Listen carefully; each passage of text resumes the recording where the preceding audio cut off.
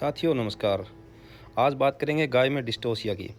Dystocia एक ऐसी स्थिति है जब गाय को डिलीवरी के दौरान या पानी की थैली फटने के बाद बच्चे को जन्म देने में कठिनाई होती है।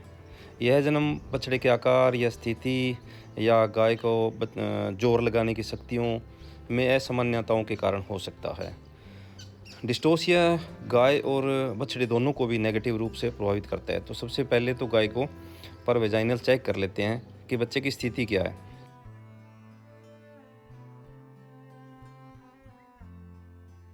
बच्चे की स्थिति जानने के बाद में ये ध्यान में आया कि जो बर्थ कैनाल है वो काफ़ी संकरी है और बच्चा बड़ा हेल्थी है, तो इसको निकालने में गाय को बड़ा जोर आ रहा है।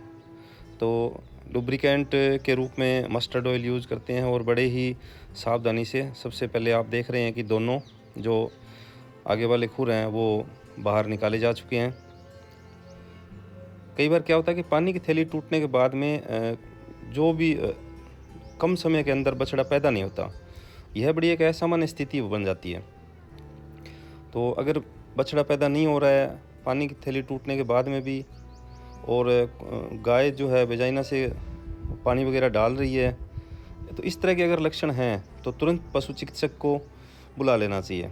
समय रहते बछड़े को बचाने में मदद मिल सकती है और ऐसी स्थिति को कम जटिल बनाया जा सकता है। तो पूरा तरीके से ये बच्चा आप देख पा रहे हैं कि गाय की काविंग हो रही है।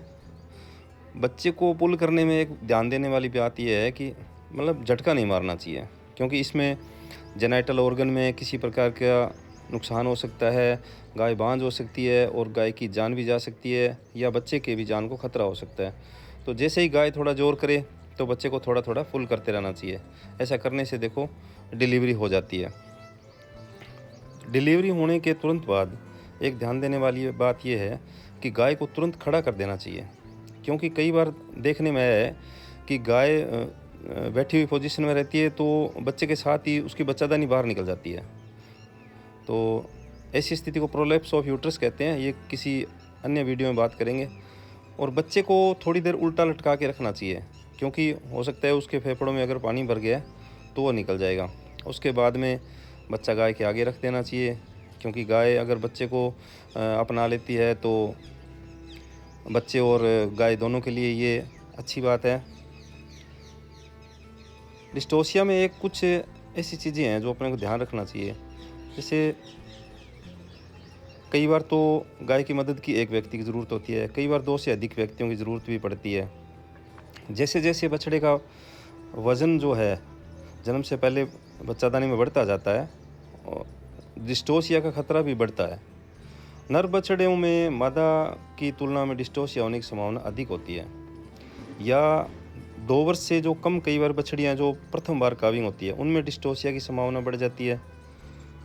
तो ऐसी स्थिति में अपने को ध्यान दे लेना चाहिए। अब काविंग होने के बाद में जो भी मेडिसिन्स या कोई एनर्जी टॉनिक्स जो भी गाय को ज़रूरत है वो उनके लगा देनी चाहिए, ताकि गाय किसी प्रकार की कमज़ोरी महसूस ना करे और ना ही उसके शरीर में किसी प्रकार का इन्फेक्शन ना हो।